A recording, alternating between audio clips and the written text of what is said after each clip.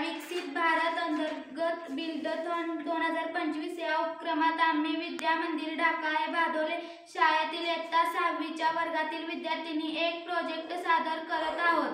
आमच्या टीमचे नाव ढाका आहे 6th स्टुडंट। समस्याचे नाव शेतात साचणाऱ्या पाण्यामुळे पिकाचे होणारे नुकसान।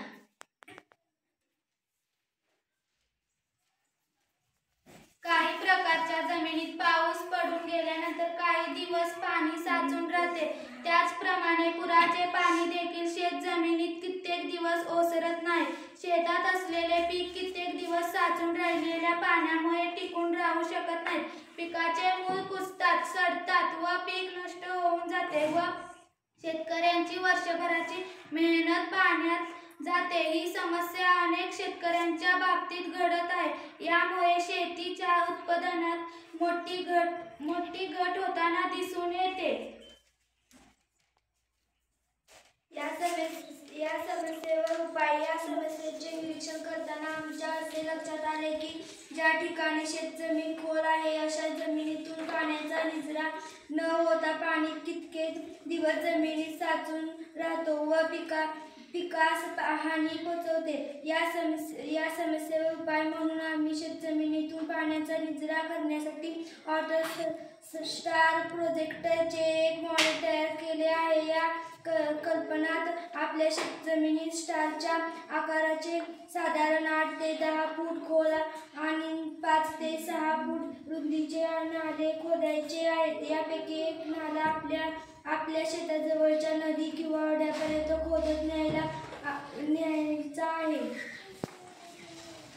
या खोदलेल्या सर्व नाल्यात आपणास खाली मोठमोठ्या आकाराचे दगड भरायचे आहे व या दगडांच्या वर 1 ते 2 फूट जाडीचा वाळूचा थर भरायचा आहे।